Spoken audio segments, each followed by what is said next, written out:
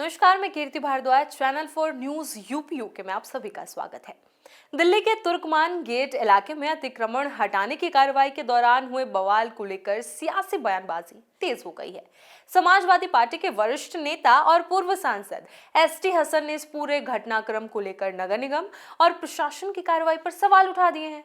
उन्होंने फैज़-ए-इलाही मस्जिद के पास हुई हिंसा को लेकर बयान देते हुए कहा कि जब धार्मिक आस्था से जुड़े स्थलों पर कार्रवाई की जाएगी तो उसका विरोध होना स्वाभाविक है। ये बातें एसटी हसन ने कही।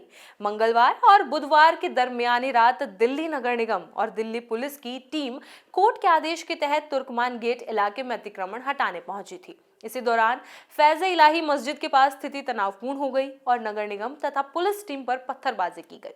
इस घटना में पुलिस कर्मियों को चोटें आने की भी जानकारी सामने आई थी।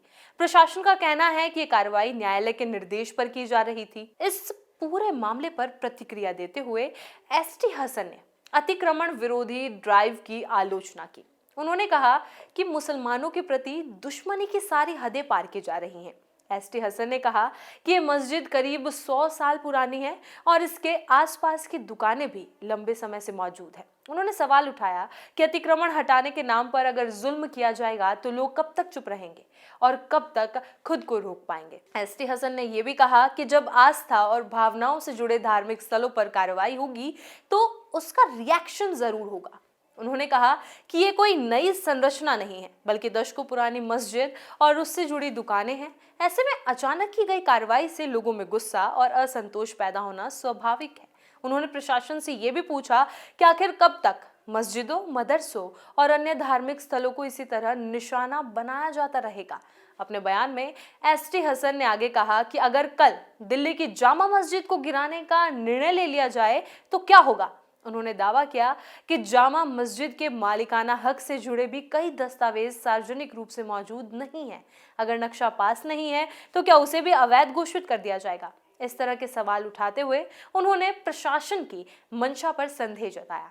एसटी हसन ने यह भी कहा कि मुस्लिम समुदाय के प्रति दुश्मनी में सारी सीमाएं पार की जा चुकी हैं। उन्होंने हिंसा को लेकर कहा कि जिन लोगों ने पत्थरबाजी की और हिंसा भड़काई उनके खिलाफ कार्रवाई होनी चाहिए। साथ ही उन्होंने यह भी कहा कि अगर वहां कोई अवैध अतिक्रमण था तो उन अधिकारियों के खिलाफ भी कार्रवाई होनी चाहिए जिनकी मौजूदगी में ये सब हुआ और जिन्होंने समय रहते स्थिति को संभालने के लिए उचित कदम नहीं उठाए। तुर्कमान गेट मामले पर बोलते हुए एसटी हसन ने चेतावनी भरे लहजे में कहा कि अगर जनता सड़कों पर उतर आई तो हालात आपे से बाहर हो सकते हैं। उन्होंने कहा कि इसलिए इस तरह की कार्रवाई में बहुत सोच समझकर और ईमानदारी से कदम उठाने की जरूरत है। उन्होंने प्रशासन से अपील की कि कानून व्यवस्था बनाए रखने के लिए संवेदनशीलता के साथ कार्रवाई की जाए ताकि किसी भी समुदाय की भावनाएं आहत ना हो। वहीं दिल्ली पुलिस ने इस मामले में कड़ा रुख अपनाने की बात कही है। पुलिस के अनुसार पत्थरबाजी की घटना में शामिल करीब 30 लोगों की पहचान कर ली गई है। पुलिस का कहना है कि वायरल वीडियो और सीसीटीवी फुटेज के आधार पर दंगाइयों की पहचान की गई है। इसके लिए 400 से अधिक वीडियो फुटेज की जांच की गई है। पुलिस ने बताया कि आरोपियों को पकड़ने के लिए अलग अलग टीमें गठित कर छापेमारी की जा रही है। दिल्ली पुलिस का कहना है कि कानून व्यवस्था से खिलवाड़ करने वालों के खिलाफ सख्त कार्रवाई की जाएगी। पुलिस अधिकारियों के मुताबिक सरकारी कर्मचारियों और पुलिस बल पर हमला करने वालों को बख्शा नहीं जाएगा।